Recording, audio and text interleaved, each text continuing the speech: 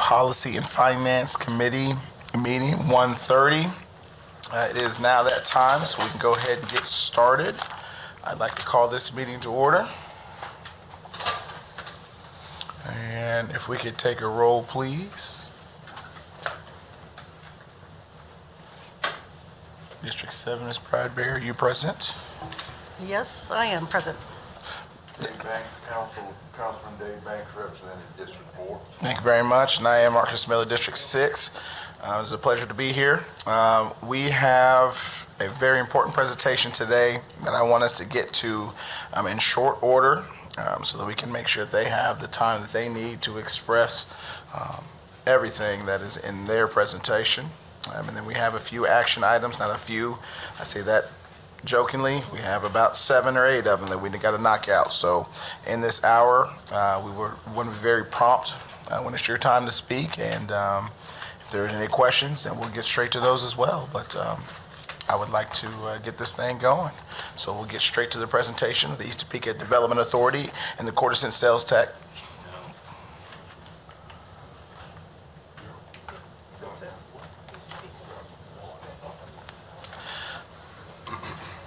Mr. Pitts.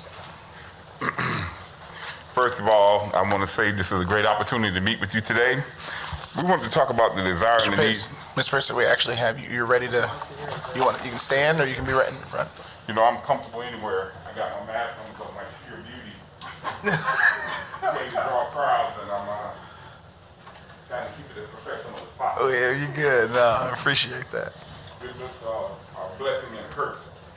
We appreciate you being here, Curtis. Thank you very much. Again, it's a great opportunity to be here today. In 1983, when I arrived in town, I was blessed to meet a gentleman, I'm very avid. He took me to see a gentleman, Mr. Edwin Hughes. And he was explaining to me about the importance of the college that he attended. And as he started talking about the college, he started tearing up. And I'm looking at him trying to figure out what college he was talking about because we were standing in his front yard. When I looked behind him, there was the prison. And he talked about how he came to town to go to that college. They started teaching me about 4th Street and the economic impact that it had on our community. As a person that comes from South Florida, I want to say the tremendous and positive impact that Topeka had on my community with the Brown case.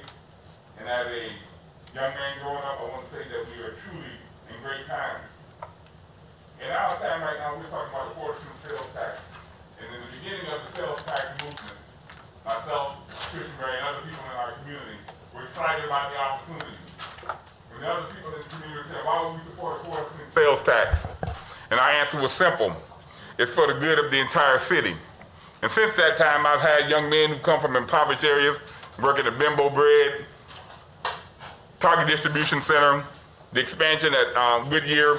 And the thing that I say about the exciting opportunity that we have is that we supported that, and if you look at the numbers for the sales tax when it comes to the vote, Easter Gage has always been the biggest supporter of that movement and that campaign. And I say to you as a person who's been in this community since 1983 and since 1985 dealing with the most impoverished population, the most dangerous thing that we've done is that we've allowed our young people to grow up in an environment that says everything you need that's positive, you have to get it from outside of your community. That is what we call a destructive mindset and becomes a self-fulfilling prophecy. And when we come to you with this quarter-cent sales tax, we come to you with a plan that includes everyone. We're talking about contributing money to the Affordable Housing Trust Fund. We're talking about partnering with Go Topeka. We're talking about partnering with with the city of Topeka and Shawnee County. Why is this essential? We are creating a population that is cyclical and rotational. If you see the people that live in East Topeka, you'll find out quickly that they'll rotate to Central Topeka and South Topeka because they're renters. And over the years, the factory will show that I have the most intensely defined population in my cohort data deals with the population that's in need of service the most. I've had tremendous success because of partnerships and relationships between law enforcement, businesses, and the community. But at some particular point, we have to take this opportunity to do what we said we'd do in the beginning. We'd rotate those dollars around. And as a person who used to be the head of the Disadvantaged Minority Council for the city, for the Greater Topeka Partnership for years, I want to say that this is the greatest opportunities that we have with the leadership that we have in our community to make our community whole. When I say that again, if you have a relay race, Somebody's good at running the curb, somebody's good at takeoff. But right now in our community, we're dealing with a population of kids who are not sure where they stand in our society. And I say this because that's not the intent of this city. This is one of the most caring and beautiful cities that I've ever been in. When I came to town, I said, show me where the black community was. They took me to East Topeka. I said, this isn't the black community, this is the impoverished community. Because you had Native Americans, Germans, Russians, Swedish people, African Americans, and Latinos living there. But at this particular time in our community's development, we have to say, where do we stand with the gateway to our community?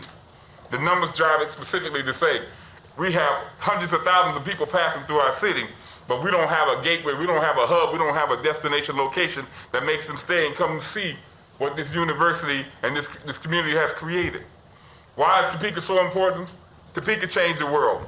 We have to create a new dynamics in our city. And then this new dynamics is going to say across America and in our city that everybody has to count, everybody has to be brought into the big tent and to the table. I've watched them do North Topeka. I've watched them do out west. I've watched some of the development that's happened all over the city and downtown. And I tell you one thing, I'm proud of all of them. None of those things were bad investments. But we're at this point where we're at right now in our community where we have to say, what are we investing our money in? If you've been on that tour of the old Payless complex, you know it's too big to fail. I've never seen anything like that in a time in the season where our community has to have something that's built in that community that says that we are a part of this community. And thank God that it was already there. When everybody was talking about lawsuits, I'm looking for a place to build partnerships. And so when he took me on the tour of the Payless building, it brought me to a tear because I've never seen anything hidden to such a jewel in our community. And when a guy with the 74 pack like me, you walk in and you see a full gym. You walk in and you see one of the biggest kitchens in the United States, turnkey, ready to go. And what do we tell our people? Do we allow it to hollow out? Do we let it become cobwebbed like we've seen other buildings in East Topeka? Like we've seen hopes and dreams in our city? We've let those things go into the dust. And we wonder why the same population of kids are becoming more and more involved in crime. In 2023, we had 10 kids under the age of 17 murdered. When they got bad, most people disappeared. But we got together and we created a coalition and we attacked the issue. We can go all the way back to and I'll make it interesting for you, all the way back to the OJ decision. When it got bad, we were on the front lines. We made sure our city didn't burn. We didn't get out of control because we have a partnership. We have something unique here. Now we have to put something measurable and tangible to it. And we have to develop this East Topeka corridor, and not later on, because I've seen the maps that you're going to go around to other places and locations. Not all of us can work at Roosters.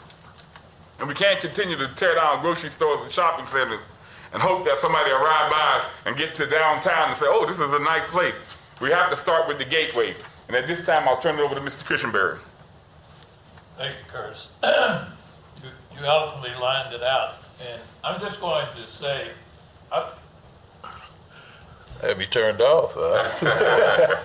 Story of my life. Curtis eloquently outlined it. And I'm going to say this. I was involved in the first quarter-cent sales tax.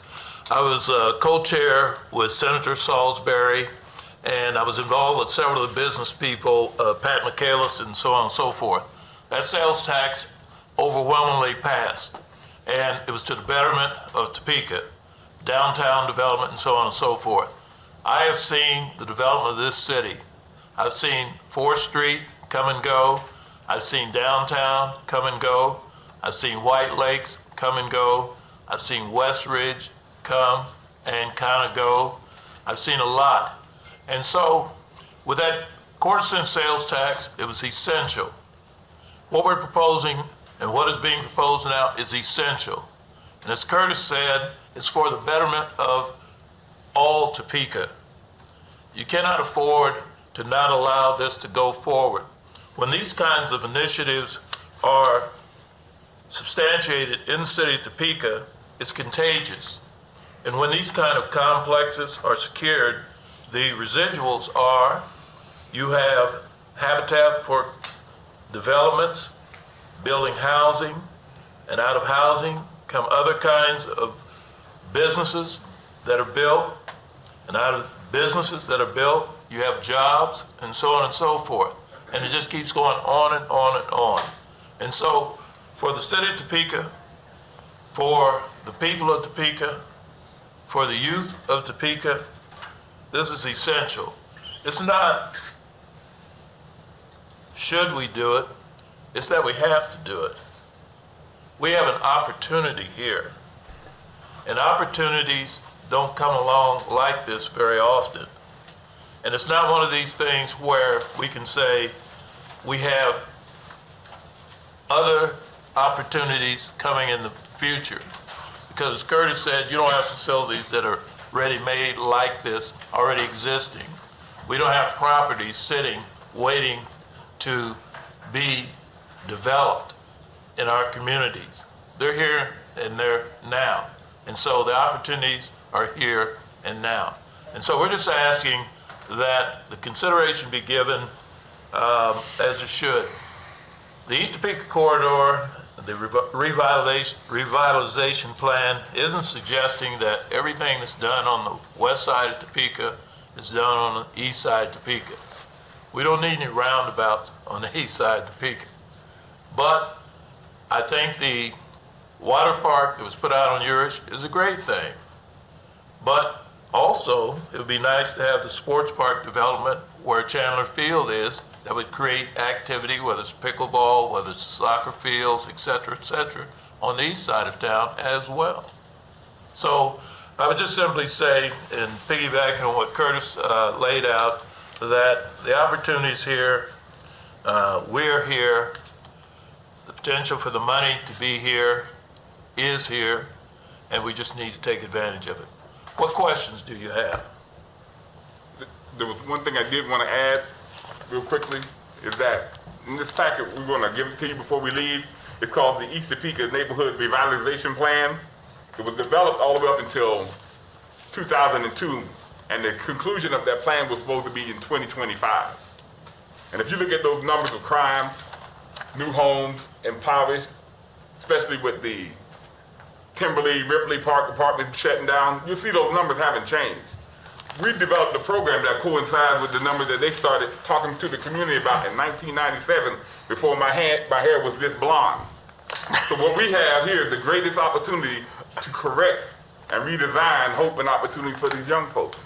And the great thing about what it is right now is that creating this plan, one thing I know that we've educated some young people through our program, and I don't have to worry about running it because they have the education and the intellectual currency that our community needs to move forward. Not only have they been giving back, but they have the ability to educate and lead such these types of maneuvers and partnerships. So I think those Topeka, when I met with them, you know, they had a lot of questions.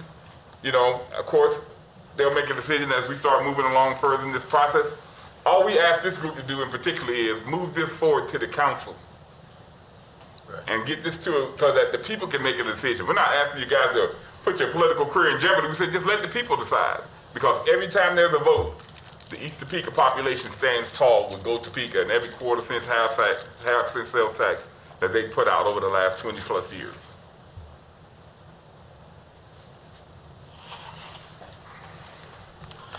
Thank you very much, Mr. Pitts, Mr. Cushenberry. I appreciate that. I want to put it to the committee. Are there any questions from the committee? Yeah. Oh, David Banks knows this lady's first over here, so. That's right. Ms. Bradbury. Thank you. Out of curiosity, do you know what kind of repair or rehabilitation the inside of Payless might need before this to start? The city of Topeka and Shawnee County had done an inspection of the facility, as I'm aware of, because they were thinking about turning it into the law enforcement center, which is one of the things that, you know, we would be, you know, comfortable in partnering because we do have a great relationship with them. But I think they're pretty aware of the numbers and the condition based off the sales, and we could definitely bring the owners and those people that can speak intelligently about them. I don't want to give you some data that I'm not capable of, you know, putting out. Okay. And also, what in your mind has been the pain point to implementing this, bringing it to fruition? The concept started some decades ago. We can show you a newspaper article where we started this in 1997. when we were talking about putting the vocational school and the tech school in Eastern Topeka, because there was one there and was very effective. And that was when crime was at its all-time low. That was when job and opportunities was at its all-time high. And most of the businesses fed off to Fourth and Kansas. What we saw was statistical data indicates factually that employment within your community is the greatest opportunity for growth for the next generation. What we're trying to do with this building here is create an inheritance that will allow the entire community to feed off of what's extremely necessary. As we're competing across the country with other businesses to move here, the first thing they're going to look at is the employability of the population. And we believe that the necessity, the time, the crime, and the employment rate, and every other city's losing numbers, we think that we can compete by creating a destination location in East Topeka that will allow everyone to benefit from it here and also encourage other people to here. And we'll keep some of our intellectual currency here, saying that you don't have to move to be a part of something fantastic. Right now, we've become stagnant. It has nothing to do with the leadership. It's just inevitably time is required that we compete. Our numbers are not expanded. And if we can't continue to go to the same people at the same base and say, hey, how do we grow? What made our program effective and made this necessary is that we've been able to bring 80% of our kids from the welfare road to the tax road. And the most thing that's exciting about that, 85% of our fathers who didn't have fathers are now great fathers. And so we have data that can prove where we're at. And we want to say this to you. We don't want to miss this opportunity. If you toured the building, not everybody closes a Payless facility in their building. I'm like, usually it's just a big empty warehouse. This thing is like Fortune 500 in the middle of a desert, employment desert. I just want to say that I think this is an exciting concept, and I support investment in the east side of Topeka. I personally think that you can't have a flourishing community unless all of your community is flourishing. So thank you for bringing this. Great words there, Councilwoman Bradbury. That was absolutely perfect. Mr. Banks. Thank you, Chair.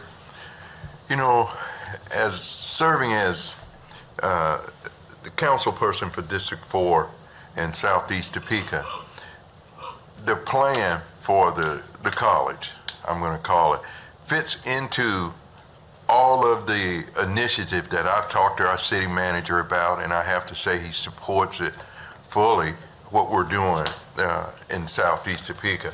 Many of the things that you talked about, how things get developed in other areas of the city, and we tend to be on the end, or we don't get any of that support. The two people that are sitting in front of us today have been, Curtis and I went to college together, been friends for many years. Mr. Cushenberry, I can remember when I was thinking of pro basketball career, he's the first person I talked to, and I said, man, I just don't think I'm good enough. And he said to me, he said, you'll never know unless you try. And that's what we're trying right now. We're trying. Hopefully some of the initiatives that we're taking now will start to take root, and our community will see the need for a college or a training institute like what we have over there. Mr. Hughes was a mentor for both me and Mr. Cushenberry, and certainly Curtis. Played a very important part in all of our lives as we grew into the people that we are right now. Cush, I got a guy on our council that wants to challenge me in basketball. I told him it's senseless. I hate to break his ego like that, but It's a bad business decision. yeah. But as we are presented this presentation today, I have to commend you on how well it's been received, I know, for our committee. And certainly, I would wonder why a 1/4 cent instead of a 1/2 cent sales tax. The reason that we stopped at the 1/4 cents is because we've seen some of the other initiatives that's coming along, and as good, community partners, we're trying to make sure there's a threshold, there's a number that we all go, like this as political scientists, we get nervous. And so when we get to that financial threshold, then you start to tilt the other way. So we have other entities that we think can expand with the half, if they do a quarter cents, but also with the quarter cents that we're not creating a quarter cents just for the school and for what we're doing. We're saying we're creating a part of funds that can be used by other entities who are developing houses already, who are doing things in the urban area. I'm going to tell you guys that there's a gentleman by the name of Scott Dunlap. Scott Dunlap was a PGA professional, and he almost won the Masters one year. I went to high school with him. They used to take me to the golf course. I'm a football player, and I'm a guy from South Florida. And he told me that if you play golf, by the time you get to be 60, 65, you'll be able to walk instead of chasing the football. I'm like, man, take me to putt-putt and get me off of this driving range. So we have to come in with a new mindset and create a new paradigm shift within our community saying, what is it that we can do to educate our kids and give them other career opportunities? There's other academic programs that our partnerships with K-State, Tuskegee, now with Prairie View, everybody's coming along saying, how do we educate and get your kids prepared? How do we take this opportunity with this quarter cent sales tax and say, Goodyear, what kind of new systems are you going to bring in? You know, Target Distribution Center. Some things we can create partnerships that can cut back on that overall giant cost, but the building being where it's at already, it is the most unbelievable opportunity to create a business incubator. What they're doing downtown with Topeka at the old Southwestern Bell building, it's amazing. Our kids are going to be in there and our community is going to use that as well. But this is the season, this is the time, and I always think, people think this is crazy. They made me watch this movie called The End Game with the Avengers. And Iron Man asked the guy, is this the time and this dimensional time? Because all over the place, these fights are happening. And he said, is this the one time? And he turned to him, yes, this is that one time where victory is at hand. And when we reach out to you and we say this quarter cent sales tax is it, we're never going to have an opportunity as a Topeka family to do this again. And if I thought I had the capacity to run this thing, I would stay here. But I can tell you right now, as soon as these young folks in the city gets involved with the skill set they have, I plan to be more of a spectator and go take more naps in the afternoon. But this is the best chance we have to put Topeka on the map for what it's known for, building families in awkward times when everybody's viewing tribalism and not talking. We can heal America for just doing something out of the norm and bringing everybody to the table. And I think piggyback on what Curtis is saying, Topeka has a unique opportunity here. Listen to what we're talking about. We're talking about the transformation of the Bell building for business opportunity. We're talking about potentially a partnership with Topeka Public Schools and so forth. We're talking about agrarian kinds of concepts. I mean, this new world order, right now this world is spinning faster than ever. And it's spinning past the old norms of how we educate children and how we prepare people for the future. And we have an opportunity to get ahead of it a little bit. Hydro gardening, the kinds of things that Curtis and them are doing, sponsored by K-State, growing stuff by water, and so on and so forth. But we've got to have the facilities in place to do that. And so we have an opportunity to do this. Topeka has an opportunity to kind of get ahead of it and have a joint cooperative in doing it and not play party politics, not play east side, west side politics, but talk about what we can do as Topeka, Team Topeka. Thank you, Mr. Chair. Thank you, Councilman Banks.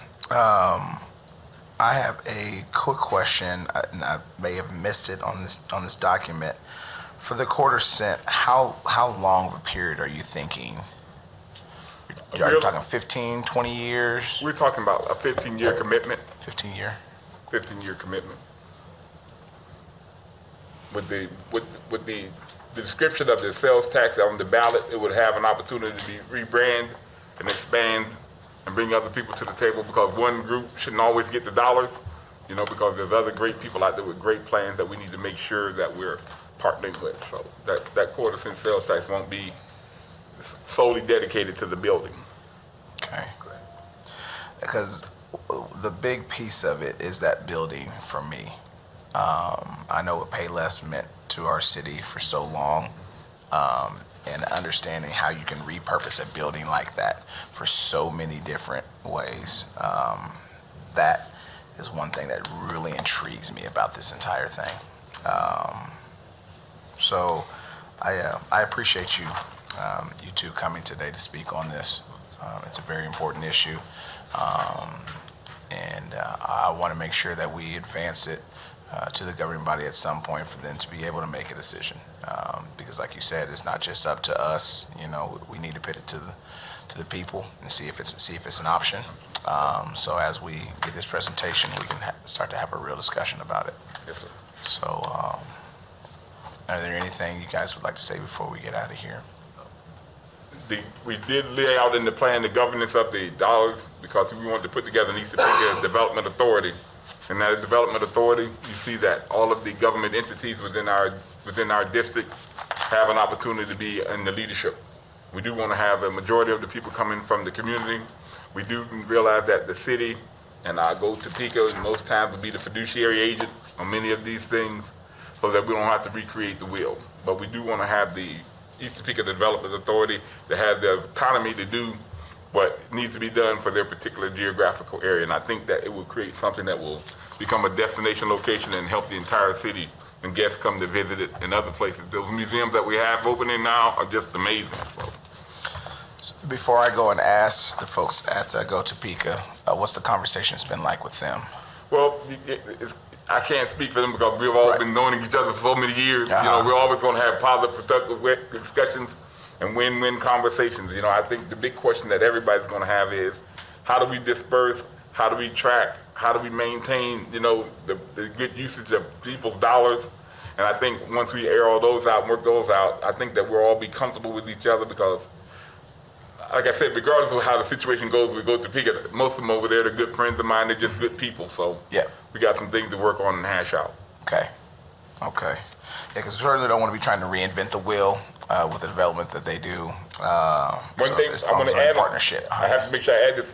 The thing that makes us different about we're not recreating the wheel because we're doing something that nobody else has had the ability to do, and that's what makes the partnership great.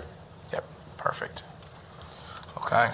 Well, thank you very much. I appreciate you guys. Thank you. Thank you.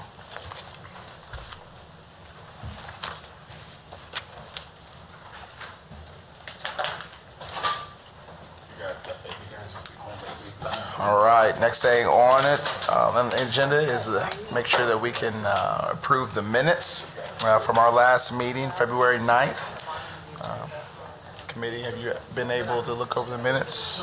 I'll make a motion. Motion by Councilmember Banks, Second. seconded by Councilwoman Bradbury. All those in favor say aye. Aye. Aye. Minutes are approved.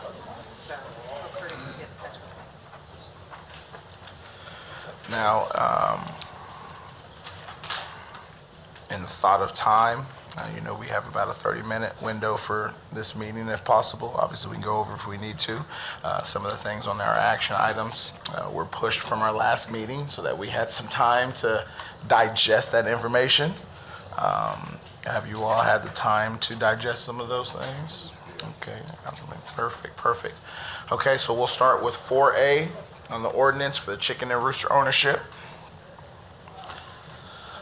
City staff, if you would please.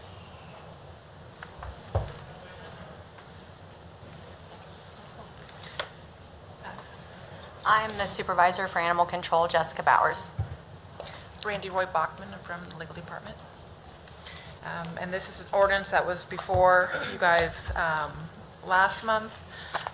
The city is proposing to establish a rooster and chicken ordinance, essentially banning roosters on property of less than 3 acres and establishing some guidelines for the ownership of female chickens on property. I think the city is recommending 8 female chickens on residential property of less than 3 acres, as well as establishing some guidelines for chicken permits and chicken permit fees. Okay. And we'd stand for any questions. I don't have any questions. I'm good with it how it's written right now. No questions. Okay. All right, we can get straight to approving that ordinance. We need a motion to do so. Make a motion. I second. All right, motion made by Councilmember Banks, seconded by Councilwoman Bradbury. All those in favor say aye. Aye. Aye. 3-0. Looks like it's passed. Okay. Thank you very much. I appreciate your work on that. Yeah. I know you've been back a few different times on this, so I'll let you move on, get to work on it. Thank you. All right, B is the surplus property disposal of 1121 Southeast Quincy Street. Good afternoon. Hello. Good afternoon. I am here to talk about the next two items, the first being 1121 Southeast Quincy. Up on the screen, you can see this is the larger parcel in yellow. It encompasses the water tower there behind McDonald's along Southeast Quincy. Staff are recommending engaging our contracted real estate broker to market the property for sale and repurposing. All right. With that, I'll stand for any questions on this item. Okay, committee, do you have any questions? I don't have any question. I think that we've discussed it pretty thoroughly and would make a motion that we approve make a motion to approve the discussion. All right, I have a motion by Mr. Banks. Before we say that, all right, Bradbury with a second. All those in favor say aye. Aye. Aye. 3-0, that action is approved. For B, we probably need to go through the same thing for C. Yes, so the next item is a property at 307 Southeast 12th. Up on the screen, it's the smaller parcel in yellow.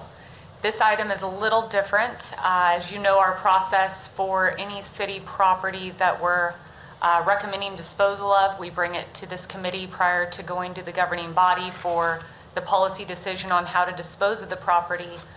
This property in your packet consists of two resolutions because there are two options.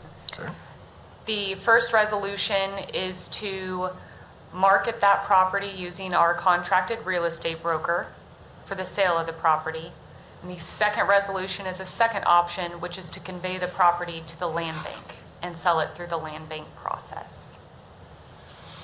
So staff are providing both resolutions for your consideration and governing body action on what direction they'd like us to take.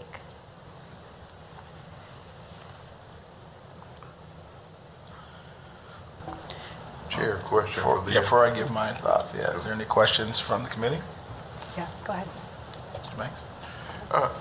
Leah, is this the wooded area? Is that lot like clear, say like the larger lot? There are a few trees on it. It is not overgrown with vegetation. There would be some clearing for any type of development, but it is not overgrown with vegetation. Big enough, the lot is big enough that we could put a house on it, or? We spoke today actually to look at the size. A very small house could fit on the property. Thank you, Chair. Okay, thank you, Mr. Banks. Ms. Bradbury, do you have any questions? Yeah, understanding how big that space is.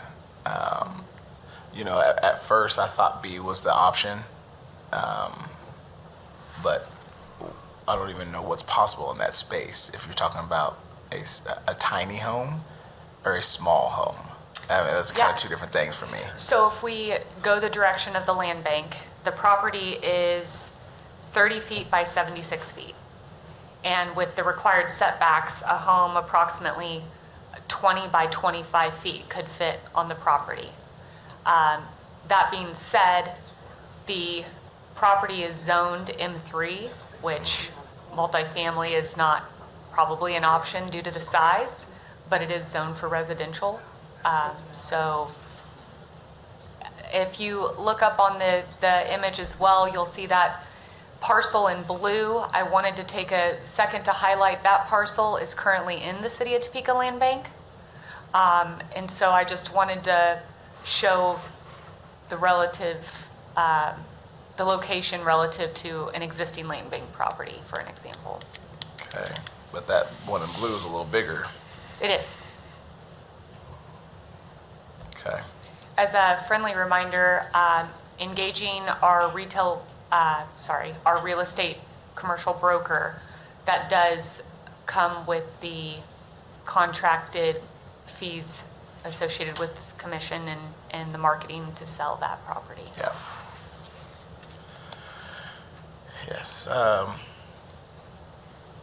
okay. Thank you very much. It's my thought that we go with B on that one. But I wanna Chair, get in our last land bank meeting, we talked a little bit about that property, and I can't recall if we thought that the land bank would be a good place for that piece of property. Dan, you might, He's like, "Oh, dog it." Dan is the president, as the chair of our land bank. Councilman, I've got to be honest, I don't remember talking about that. Leah and I did talk about that property this morning, and it's tight. It's definitely tighter than that blue one, but it's possible to get a house on there. It's going to be pretty small. There was a house on there previously. I mean, there has been a house there before. So. And what did that look like at that? It was probably built at a time we didn't think too hard about setbacks, so it was probably pretty close to property lines and wedged in there pretty good. Okay. What's behind it? It looks like another house and like a backyard, basically.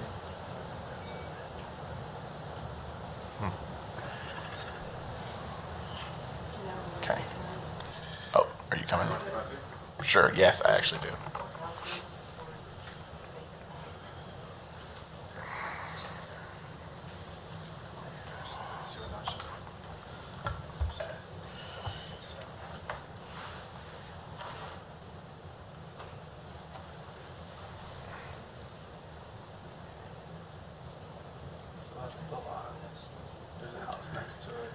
If we took it into the land bank, This is the backside. So it looks like the driveway is actually here. sell it as multifamily. It's just this area right there. Yeah, that's all that.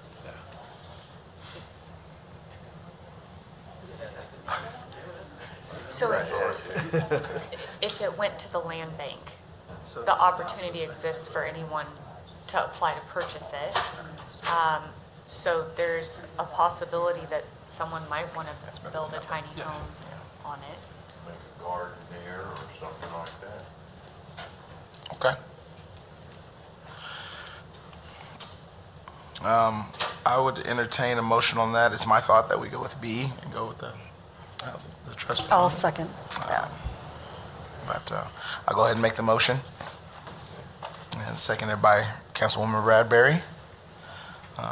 All those in favor say aye. Aye. Aye. And a 3-0 on that, and we'll make sure that 307 Southeast 12th Street goes to the land bank. All right. Thank you.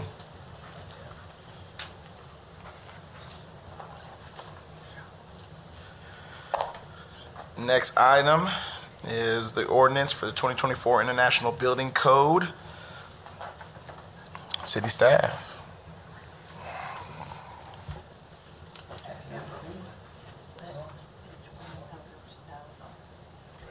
Is it on now? There you go. All right. Thank you, committee. I appreciate you giving me your time. I bring these proposals to the committee before I take to the governing body to try and get a recommendation on you guys about what we're moving forward with.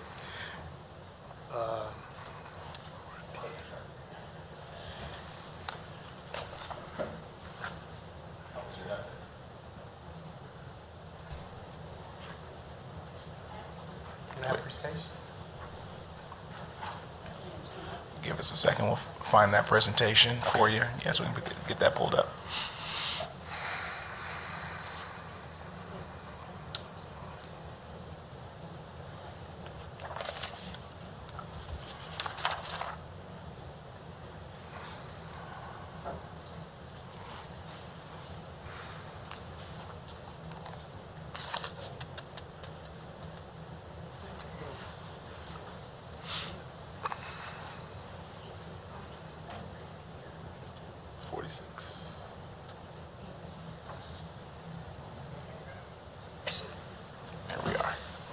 So this is a request to move forward with the adoption of the 2024 International Building Code. As you can see, the city uses several building codes and trade codes to guide our construction in our community. Some of these codes are just for residential, some are just used for commercial, and some are used as a combination. This particular code is just for commercial. This is the commercial building code that we're requesting to move forward with. The governing body has directed the Building Code Office to try and have the most current codes available that we're using. The 2024 is the most current building code. We generally try to adopt and move forward with the building code and the fire code at the same time because there's some things in both codes that overlap. We weren't able to get the fire code at the same time as the building code, but we are working on adopting the 2024 fire code presently. These updates allow us to keep up track of new things that are coming through in the industry, and also allows us to provide a safe environment for our community as well as increase the quality of life. These are some of the communities that we compare ourselves to when we are adopting our codes, and as you can see, at the present time, none of those communities have the 2024 building code. So we're going to be the first one in that group to have it. The code was reviewed by the Building Fire Appeals Committee, a subcommittee of them. The committee we had engineers, architects, contractors on that committee, as well as city staff served as liaison to the committee. The fire marshal, myself, and the permit supervisor all served as liaisons to the committee. The committee, along with city staff, we recommend adoption of the 2024 International Building Code with amendments.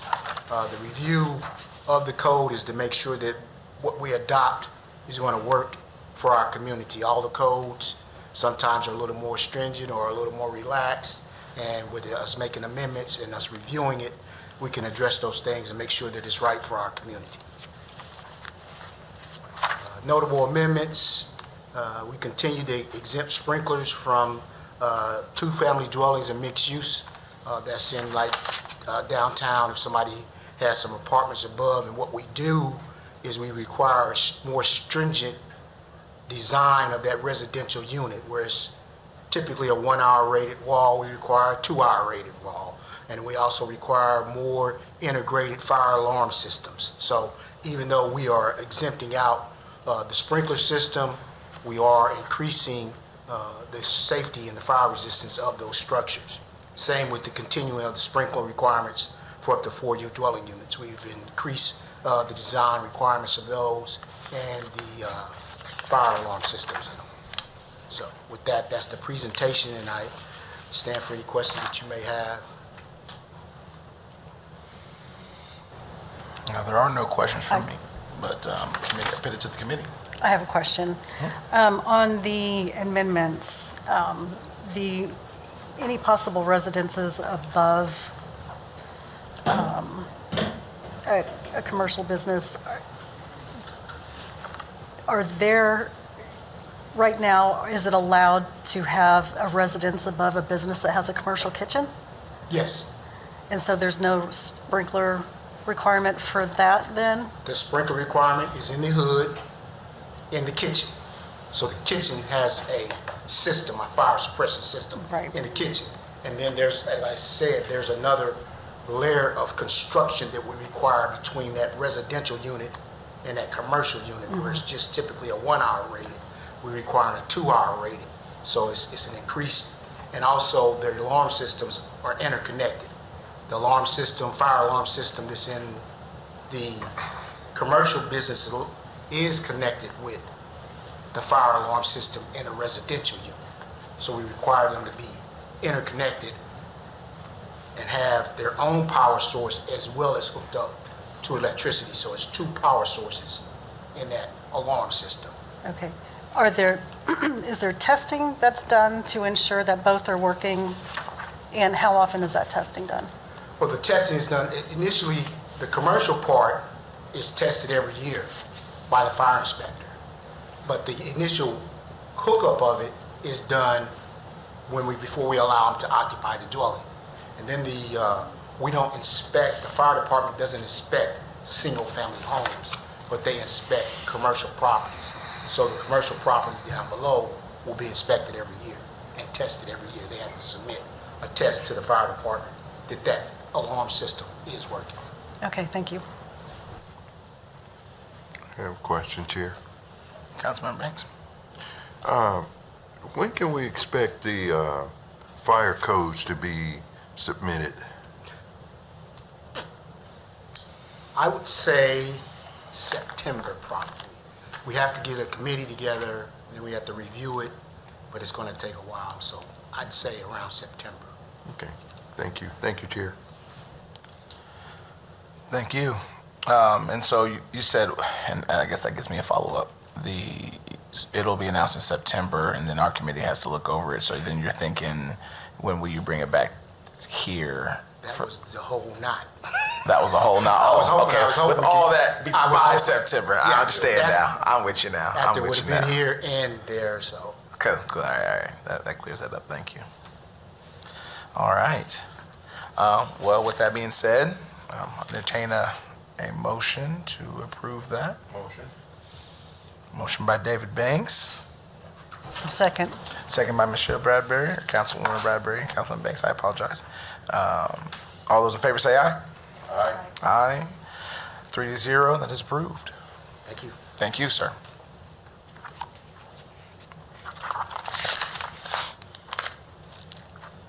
Okay, that'll take us to our next item, which is the Class B licenses.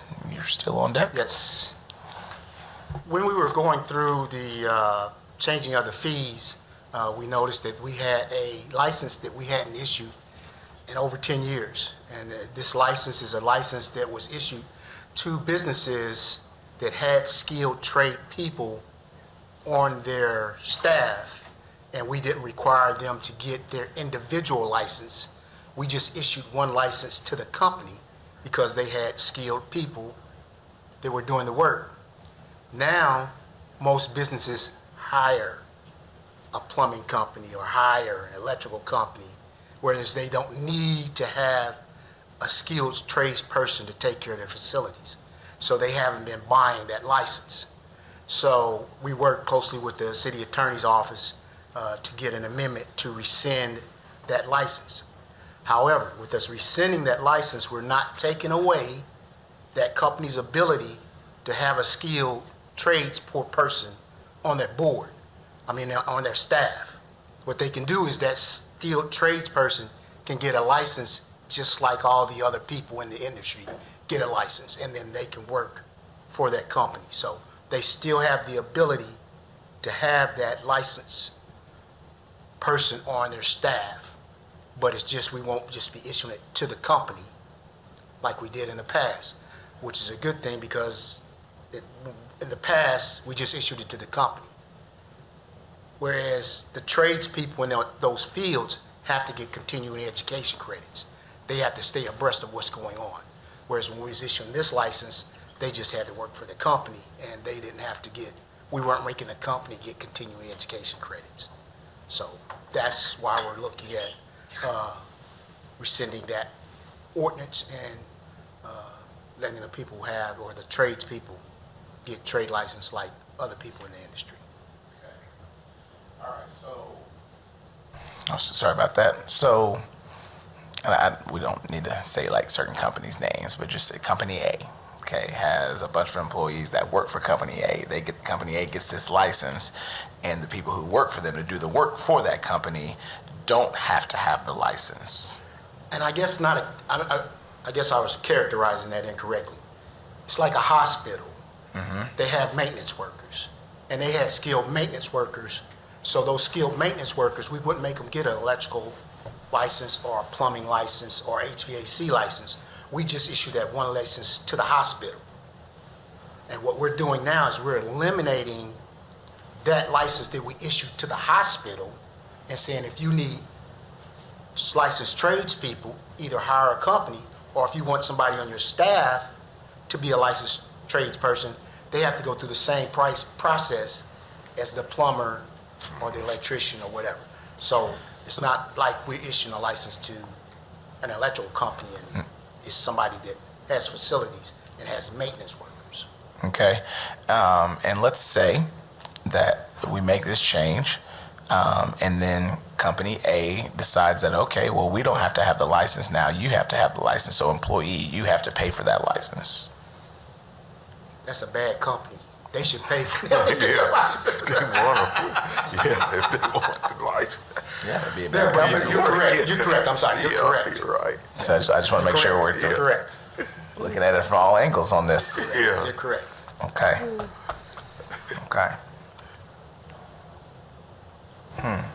And besides the fact of not wanting to work there, Yeah. what would be the incentive for people to, okay.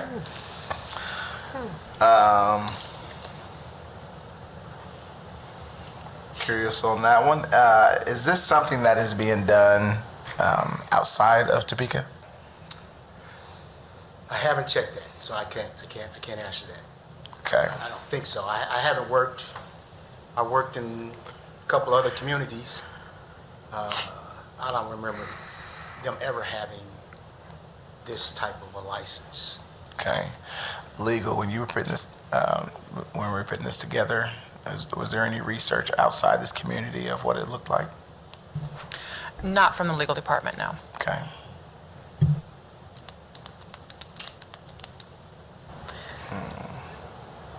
Would there be any adverse impact just to leaving it alone? I don't know. It's not, we don't use it, so I don't know. I don't think there's any necessarily adverse impact, but however, if we do have it on in our code, there's always the possibility that someone or a company could then request that we give them that license because it is still technically in our code and should be available.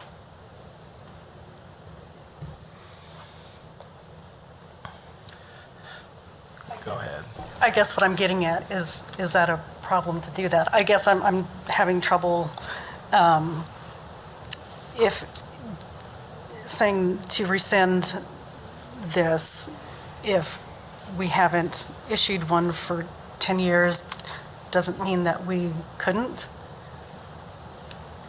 sometime we down the could. road? I just, like I said, we were going through and it came up and we worked it out with legal. They mentioned it and said, hey, if you're not using this, why should we keep it? And the way And I look at it, I'm sorry, and if I may also, I believe the fees for it have already been repealed in our code, which is how it came to our attention, is that when we were trying to put it in the fee schedule, we have the language that we have the license, but the actual fee has been repealed, so we cannot charge a fee for this license. So that was the main, Okay, you can't charge a fee for the license, so why have it on there anyway? That's exactly. basically what you're saying. Unless we want to add language and add a fee. to it. Right, that fee, I mean, I don't want to necessarily keep stuff on the books just to charge people for things that we aren't using. It doesn't make any sense to me.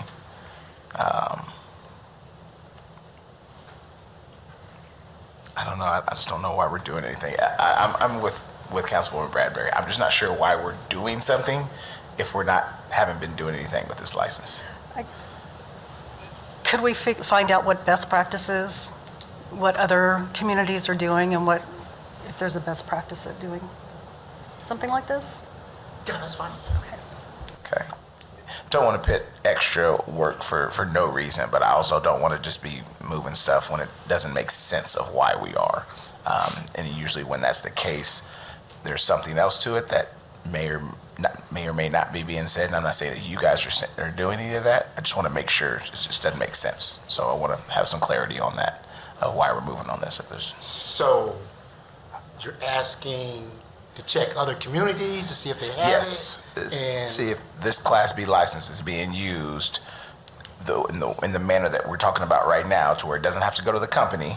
who is on the hook for, if something goes wrong with the work that's being done, who's on the hook for it? Is it the person who now has the license, or is it from the company who paid for the work to get done? Well, if they get if the person gets a license and they get a permit, anything that's wrong, when we come out and inspect it, we'll address it at that time. So they'll just have to fix whatever's wrong and move forward. So it would be the person that did the work that got the permit.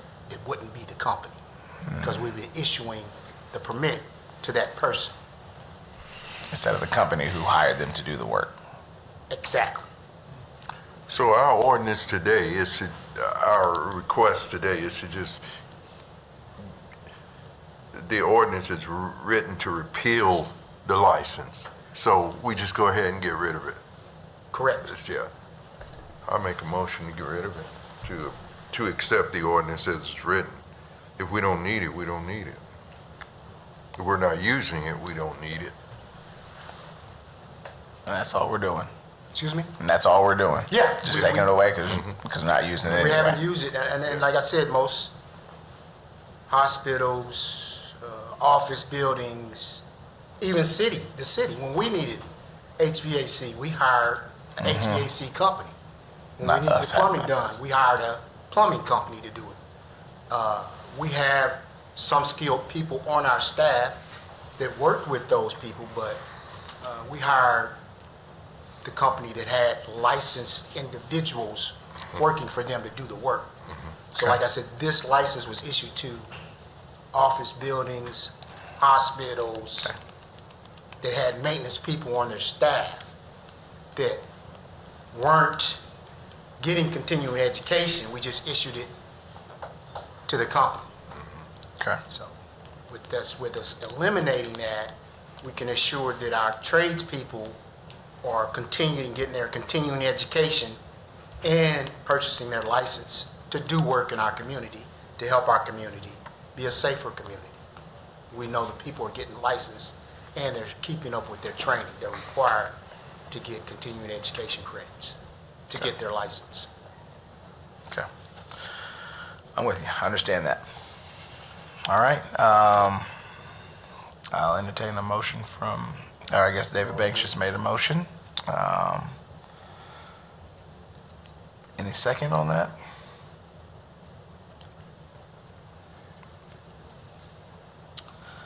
There is no second I'm hearing.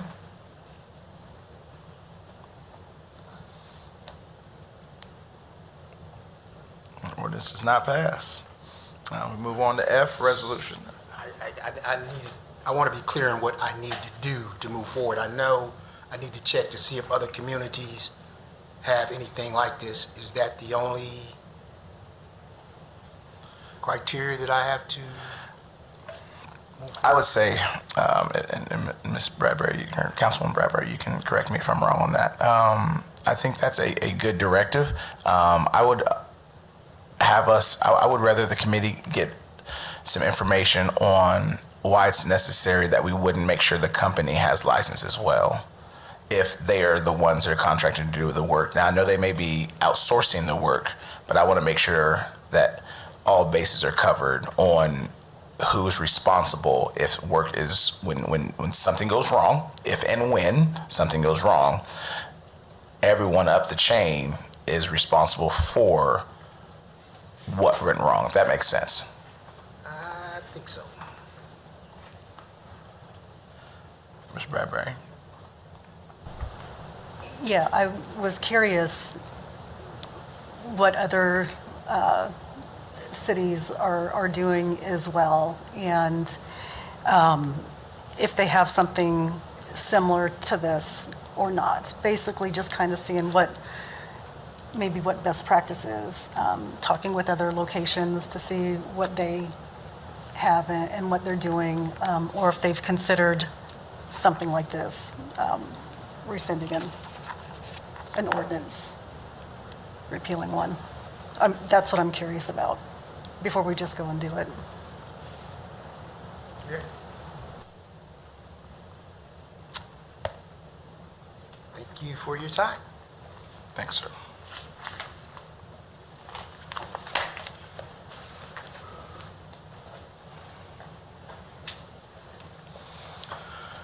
All right. On to agenda item F, the resolution for amending the City of Topeka fee schedule. I'm Brandy Roy Bachman, Senior Attorney. So legal was contacted by two different departments regarding the fee schedule. Each department needed to, or wanted to make some changes. The fire department desires to reduce the commercial burn permits. Currently, it's set at $110 on the fee schedule. They want to reduce it to $100 to align with the other operational and construction permit fees that are currently set at $100.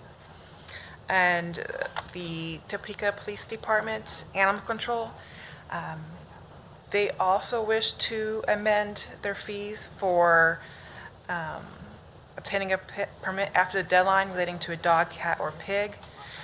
Originally, before we did the fee schedule, it was a $2 a month fee, not to exceed $24 a year. When we did the fee schedule, they recommended a change of a $4 flat late charge. Since then, the reasons for wanting that change, they determined it's not warranted. They would prefer to go back to what they originally had under the code, which is $2 a month, and so that fee schedule needs to be changed to reflect that change. In addition, though it's not on here, with the passage of the chicken and rooster ordinance, I would also ask that this resolution be amended to add the permit for chickens, at the application fee, the renewal fee, and a late fee as well. And I would stand for any questions. Yeah, I'm good with that. Before I ask anything, Councilwoman Bradbury, Councilman Banks, any questions? Okay. I was looking at that, and I don't think I have any other questions. So I think I'm good with that. Entertain a motion. Motion to approve. Second. Motion made by Councilman Banks, seconded by Councilwoman Bradbury. All those in favor say aye. Aye. Aye. Just for clarification, is that a motion to approve the amended Correct. resolution? Yeah. Okay.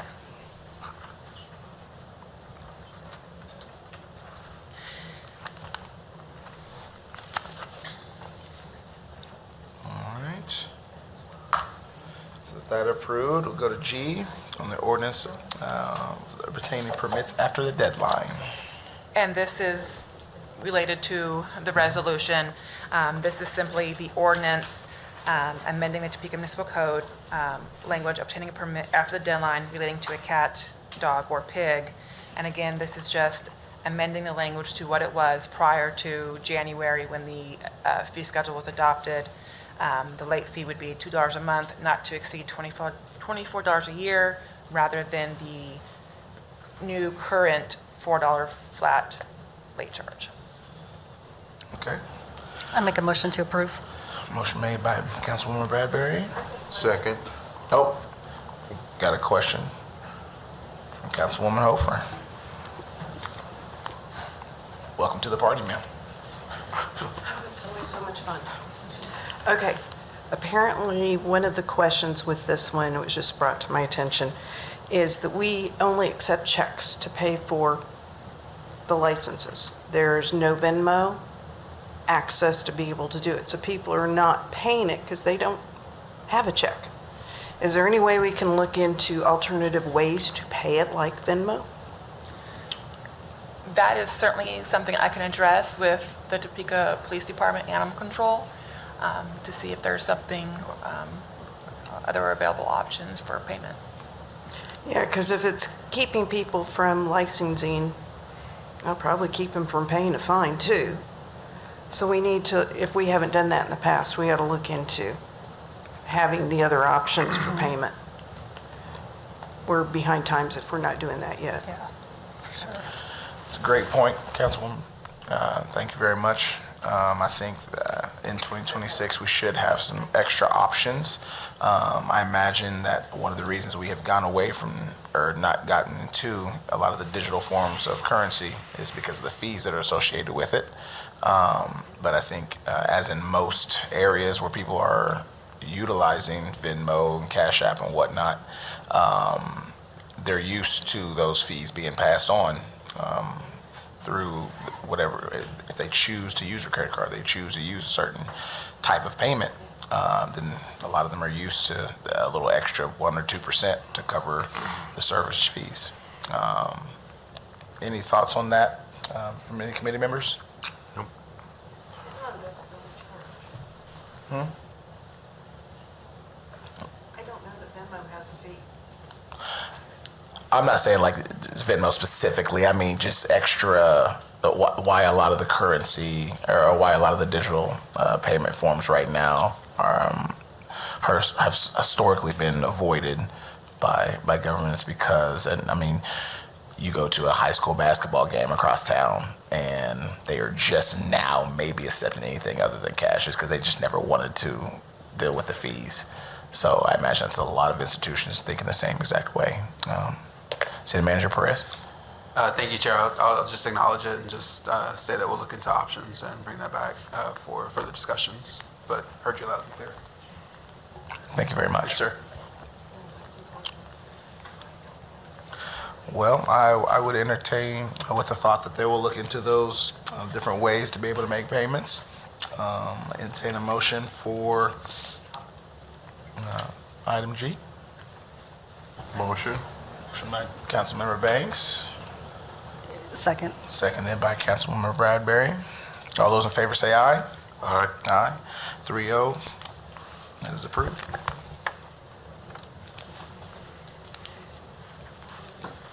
Now we get into some non-action items. A couple things that I would certainly want to hear from on our tiny houses in Topeka and short-term rentals. City staff, would you please take it away? Thank you, Council Member Miller. Thanks, everybody, for letting me be here. Dan Warner with the Planning and Development Department. I'll just get into this. So tiny houses first. So this is going to cover tiny houses in relation to the zoning code and the building code. So overall, Topeka zoning and building codes do not prohibit the construction or installation of tiny homes on land zoned for residential use, but there are standards affecting what types of tiny homes are allowed, where they may be located, and the manner of their construction. So tiny houses are defined in the International Residential Code, so it's one of our building codes, as a dwelling unit 400 square feet or less, excluding the loss, intended as a single dwelling. I think generally the tiny houses are considered a bit larger than that, perhaps as large as 600 square feet. The Topeka zoning code does not define tiny house or tiny home. We just don't have a definition for that in the zoning code. So Topeka zoning regulations allow a home to be built on site. That's pretty obvious. So if you're bringing your building materials to the property and constructing the house on that property, we consider that a site-built house, and that's allowed by right in any residential zoning district. We don't have size requirements for any of that. So however big you want to build your house, as long as you can meet all the other standards, setbacks, and everything else, you can build your house. So what tiny houses generally are homes manufactured off-site. So we've got a structure that's built in a factory. It's trucked to the site and dropped down on a foundation. That is a home manufactured off-site. What we allow in the zoning code today is a residential design manufactured home. That is something that is state law says that Topeka has to allow, just like every other community in the state. And what that is a specific kind of manufactured house. It has standards associated with it. It has to be at least 22 feet wide, have a pitched roof, et cetera. So we allow those by right on residential zoning lots. So anybody that wants to put a residential design manufactured house on a property, Topeka allows that. So if we're talking about manufactured homes that aren't residential design manufactured home, let's say it's 20 feet wide, for instance, that doesn't meet that definition of residential design manufactured home. We really only allow that in existing mobile home parks, or possibly as new development that would have R4 zoning. So that's the situation with the zoning code today. We don't really allow you to build your house in a factory, truck it to the site, and drop it down if it's 20 feet wide, for instance.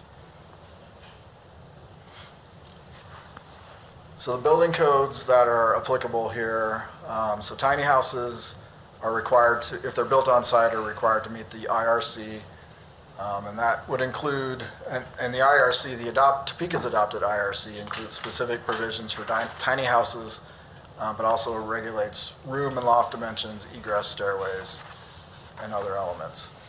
Manufactured homes, so that residential design manufactured home, for instance, is built to a HUD manufactured home standard, so that is the standard, so it's a federal standard basically. So that's the residential design manufactured home. So I guess just to back up again and explain, we don't, again, Topeka zoning code doesn't allow a manufactured home to be trucked in and put on a residential lot if it's less than 22 feet wide. So with that, I'd be happy to try to answer any questions.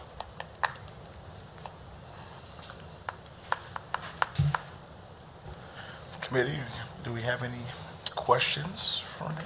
So, Chair, Yeah, Councilmember cost Banks. for a tiny home, just a traditional 22-foot, whatever the requirements are, what kind of costs are associated with those? I can't specifically answer that question. I can say just as a general rule, if something's built, I think there's some money savings to be had if you're constructing it in a factory and bringing it in. You're controlling a lot of variables that way and bringing it into the site. I think it can be more affordable to have a manufactured house. Just on a slab, bring it in, say, yeah. Thank you, Chair. Thank you, Banks. Councilwoman Bradbury.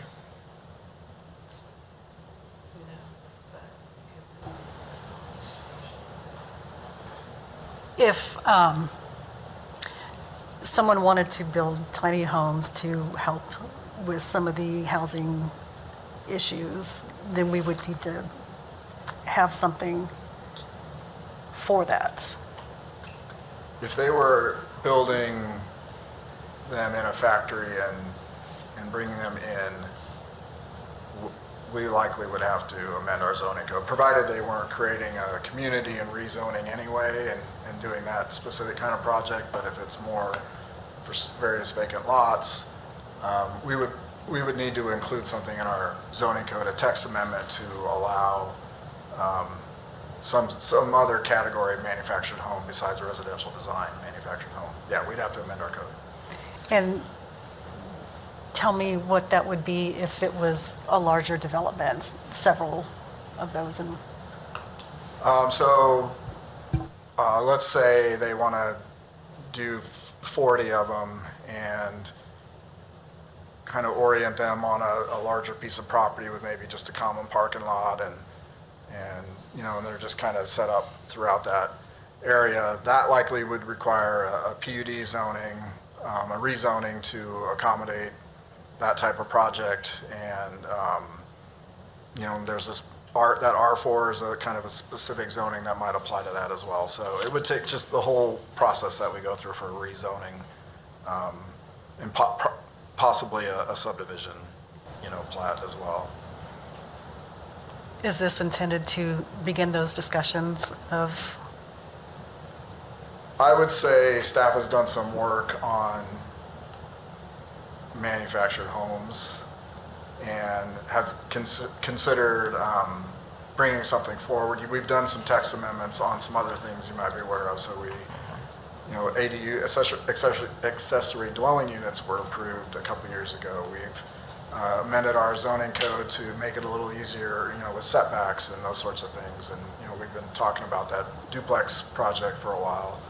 This would be another example of, a potential thing that would help create more units or more housing or something more affordable. So yeah, it's possible we would do that. Okay. Thank you. Thank you, Councilwoman Bradbury, because that's a great point. What we're trying to do here, what it looks like, and what I believe, before I go back down that, Michelle, Councilwoman Hilford. Okay, I was one of the ones that kind of brought this up. There's a group in town that would like to have a tiny home village. There's a lot of questions about what they can, what they can do. So I had asked if we could do some research to see what we were going to do. In Lawrence, there is one man who owns a fairly good-sized piece of land. They're putting up 60 tiny homes. I don't know a lot of the details, but he owns the whole piece of ground. I don't know if they're going to split it up, subdivide it, and give them each their own land, but that's something that's happening right now. So the group in Topeka is looking at that as inspiration for what they might be able to do, but they don't have that person that owns a big piece of property. So they're trying to figure out what they can do and what they can afford. Jeanette Kaiser is the one who's started the discussion. She started on Nextdoor, but there's probably about 30 plus people that are interested. I don't know how interested they are, but they want to start moving to more specifics of what they can do. So they want to know if they need to come up with the ground, if they can find someone who will buy it, and then they each individually own their own homes. I just wanted us to get ahead of it so we knew what we could do before they get too far and they know what they can do. So that's why I wanted to start this discussion, and they can start figuring out where they might be able to find that piece of land and build. May not be in the city limits, don't know yet. But we needed to do the research to get an idea of what was going on first. So does that kind of give you a background to understand why this is coming up now? It does. It does. Thank you, Councilwoman. And I imagine that I got a good sense of that was why this was coming. And I know personally that I am in support of this because this is not a huge chunk of what would be for affordable housing in Topeka, but it could be a small percentage. I mean, I think any little small steps we take towards the grander idea of having more affordable homes, regardless of whether it is $350,000 homes or $30,000 tiny homes, whatever in between. I'm not saying that that's the floor, but if that's something that is achievable for someone to be able to get started and have their own place, we just got the time and count numbers earlier, and we're trending down. It's because of the work we're doing, and I want to make sure that this is part of the work that we continue to do to get people off the streets and get people in homes that are comfortable for them. So I'm very thankful that you brought this information to us today. I think that it would behoove us to continue to prepare to allow for more tiny home construction in our city. You think back to what the property was earlier in this discussion. You know what I mean? And looking at the picture, what Right. Dr. Perez brought over a second ago, a home like that would fit right there. Right. Is it a small home? 100%, but it may be all somebody needs for now. And there was already a little driveway that was set up, so you'd be able to put that there, and you have a space, and you're not taking away from anybody around the neighborhood, just adding another home for somebody, another family. So I think this is a great discussion, and I said, look, I didn't even know about that Veterans Community Park in Kansas City. That's amazing to me. Yeah, that's an example. I'm glad that's in there. That would be an example where we'd probably need to do a rezoning. But we could potentially get there through a rezoning and to allow something like that to happen. Yeah. Absolutely. Okay. Well, thank you very much. I appreciate that. Unless there's any other questions. Okay. Perfect. All right. Well, that's it for the non-action items. It doesn't look like even. Oh, Next I page. apologize. Try to go right through it. Look at me. I apologize. Short-term rentals, please. You bet. Okay, so a little different discussion here. This is an existing regulations that are on our books, so just kind of explaining what it all is and how we regulate it. So Topeka's zoning regulations refer to, those listings on Airbnb or Vrbo as short-term rentals, short for short-term residential rentals. We define that as lodging for transient guests and further define transient guest as a person occupying the rental unit for no more than 28 consecutive days. Once you get past 28, it turns into something else. It's just a rental at that point. It's not a short-term rental. We have 3 types of short-term rental, 1, 2, and 3. We've had these regulations since March of 2021. So quickly, a short-term rental type 1 is a short-term rental that's hosted by the owner. So no more than 5 bedrooms. The owner lives there. They are hosting the short-term rental. Type 2 is no more than 5 bedrooms, not hosted. So all the bedrooms in the home are available for rent, no more than 5. No owner living there. Types 1 and 2 require an administrative zoning permit in R1, R2, and M1. And we have special use standards, which I'll touch on a little bit on the next slide. Short-term rental type 1 and 2 are allowed by right in certain multifamily downtown zoning districts. You do not have to get a permit if you are doing a short-term rental in those other zoning districts, just R1, R2, and in the M1, and I think M1A. Short-term rental type 2 is the most common short-term rental in Topeka. So the use standards, it's just a few of them, and we require a permit every 2 years. It can be renewed. It's up to the owner. We restrict certain activities. So you might remember last week at the governing body, we discussed a conditional use permit for a short-term rental that wanted to do parties or social events up to 4 times a week. So that is not something you can do in a short-term rental unless you get a CUP approved to do that. And then we require type 2s be no closer than 500 feet to each other.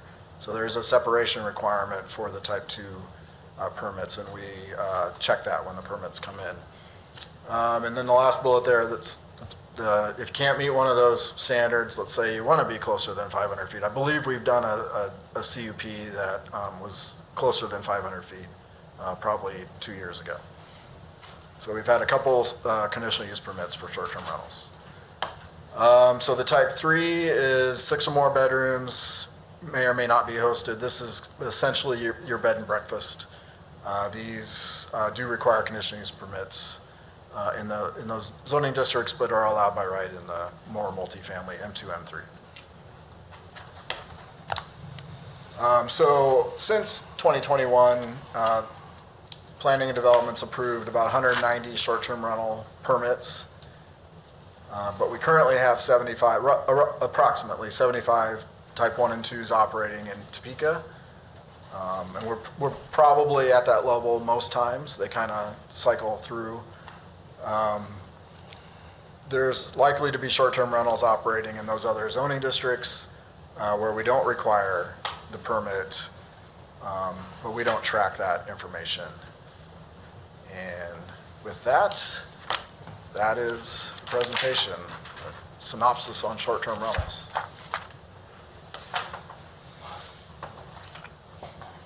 Any questions from the committee? No. Any questions from someone not on the committee? Councilwoman Hofer. Now, this one was another one that I brought up because I was concerned about several things that people have told me.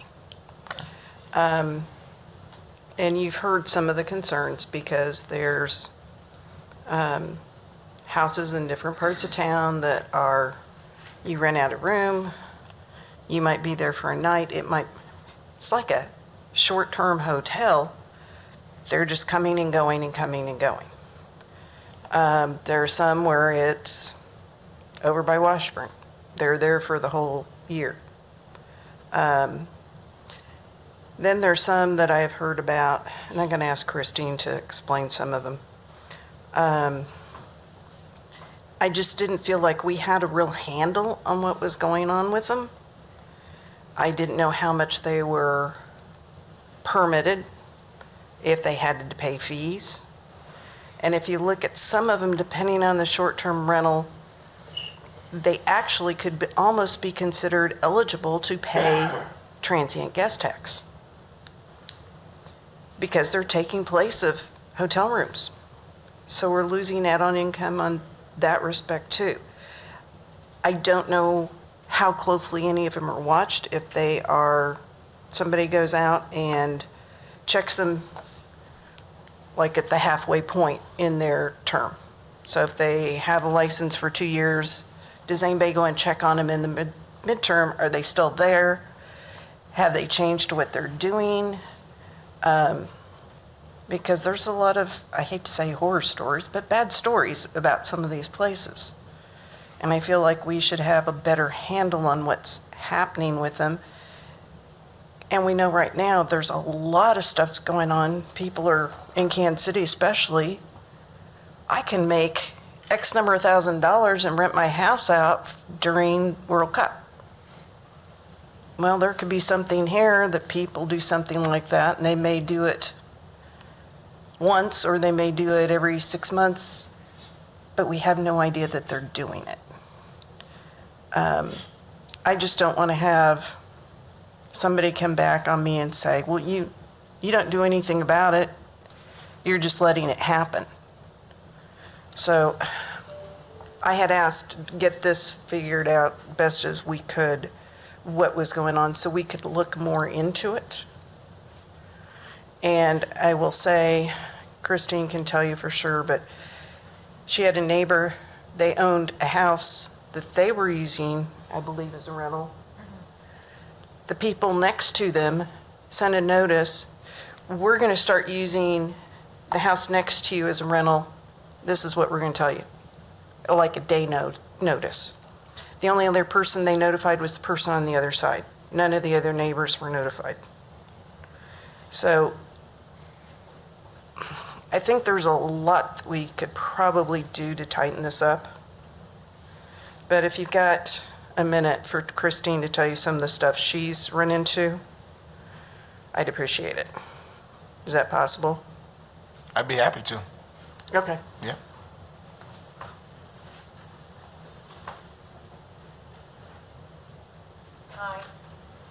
Hi. Yes. The house next to a property I bought did indeed happen. I'm sorry, ma'am. Who are you? I apologize. Christine Steinkühler. Okay, thank you. And I bought a property at 207 Broadmoor. I proceeded to put it on the National Register of Historic Places, which is a several-year process and not inexpensive. And I had just listed it, honestly. And in February, one day, I get a notice in the mail that the house next door is an Airbnb. The neighbor on the other side got the same notice. No one else on the block was notified. Nobody was told anything that this was under consideration. You just got a notice this happened.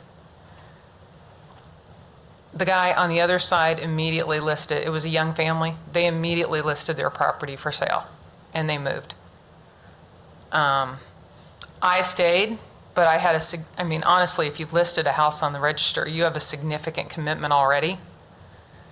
But it's not ideal for me. I have worked with the property owner now, and he now gives me a heads up before there are people coming, so we have some sense. To be honest, the worst thing for me is that there are people who come late at night You know, you have a lot of noise coming in late at night. They tend to, even though you may only say it's rented for so many people, they have people come over from the community that aren't staying there, you know, so you have more cars, you have more noise. You know, and it's been okay, because honestly, I have his phone number and I would call him. But I'm probably one of the better. Not everybody has that same experience. But yeah, if he gives you a heads up, it's much better to know somebody's going to be in the house and not something strange is happening. But there are several different forms of this because I started looking into it. One is a couch surfing app, which literally is an app and you can rent out the couch in your house. There's a number, if you Google that, if you look on the app for Topeka, that do that regularly. There is also, we all know Airbnb, we all know VRBO, but there's also something called Furnish Finder. And that is generally over 28 days. And those we have no regulation for, but in the 300 block of Broadmoor, there's two. And honestly, they are one door from each other.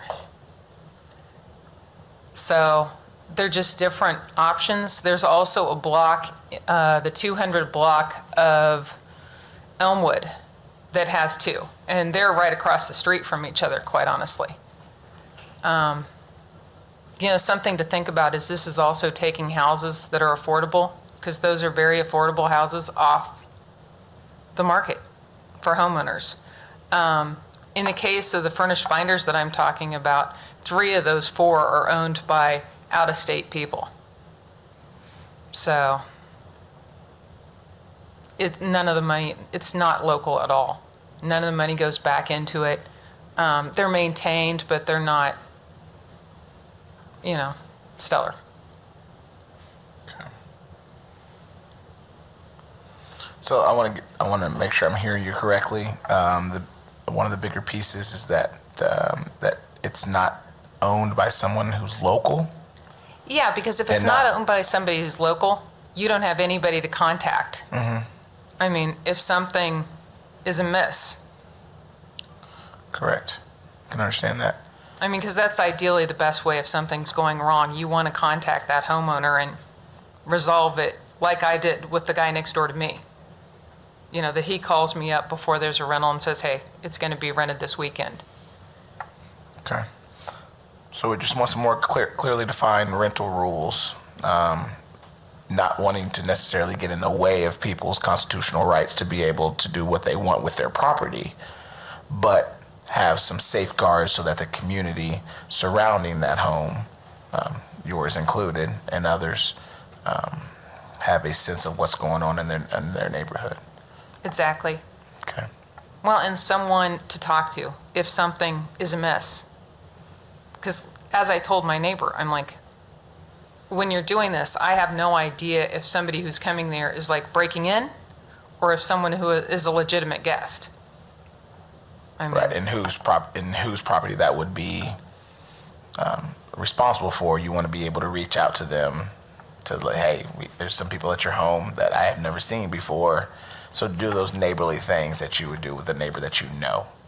Exactly. So not being able to know who the owner is of that neighbor makes you feel a little uneasy. Yes. Okay. Just want to make sure we're receiving it the way we're supposed to. Okay. Thank you very much. I appreciate you. Thanks. Dr. Perez, I saw you came and sit down. Yes, thank you again, Chair. So I was happy to see this on the agenda today for the fact that it aligns perfectly with one of our goals for this year, one of our draft goals, which is to evaluate a rental registry program as well as our short-term rental program. As Deputy Mayor mentioned, we're aware that I understand, or at least I understand that Verbo rentals that are on Verbo or Airbnb that we do collect a TGT tax from, but there are these other instances where we may not be, and so I think this aligns perfectly with something that we as a team want to look at this year. All right. Okay. Committee members, any questions, thoughts? No? Okay. Well, I imagine that this won't be the only time we have this discussion. Real quick, on the short-term rentals, where it says require that type 2 SDRs be no closer than 500 feet from another SDR type 2. So are you saying that if I'm in the middle of the block and I decide I want to verbo my home, anybody 500 feet around me can no longer do that as well? Yes. Okay. As I say that out loud, do we see how we might need to look at that in 2026? How, if this is a thing, because we have a hard time understanding how we can stop people from doing what they want to do with their property. When people are always trying to find different ways to be able to deal with rising costs that we all have. And if my family, say I have a family of 4, the kids get older, now say me and my wife are in a home that we don't necessarily need to be this big, how can we sparse up or section off our home to allow someone to be able to have a place to stay for a short term? I think that we should be able to have the right to do that. Do we need to be a part of a registry to do so? Maybe so, maybe not. And I think that's a good conversation for us to have. But I just want to make sure that it's clear. And I think some of this is clear, but it being updated, even though it was done 4 or 5 years ago, I think would be a good idea. Okay. I'll just say the 500-foot requirement, the essence of it is to try not to have more than one on a block. I think that was the logic at the time. So we can definitely look at that information, check other cities, what they might be doing. Right. And I understand that makes sense. But again, it's just like, wait a minute, just because they got it to it quicker, now I can't do, doesn't make much sense to me. Okay. All right, anything else on that? No? All right. Not Ms. Bragg, I apologize. Ms. Hofer, good job. Thanks for bringing these items. And we look forward to all of those. Okay. Well, I believe that is the last non-action item, correct? All right, perfect. All right, we'll move on to public comment. And it does not look like there was any today. Is there anybody online? No? Okay. All right, committee, any announcements? Actually, we do have some announcements. We do have the Policy and Finance Committee special meeting that will be held on April 13th, 2026 at 1:30 p.m. at virtual only, to be able to discuss some of the items we had at our last meeting. And then thought that we don't keep these meetings from going too long. And we're doing that exact thing right now.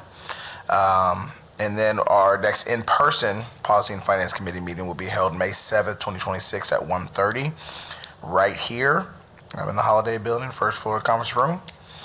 And I think that's all for announcements. All right. Entertain a motion to adjourn. Motion to adjourn by Councilmember Banks. Second. Second by Councilwoman Bradbury. All those in favor say aye. Aye. We are adjourned.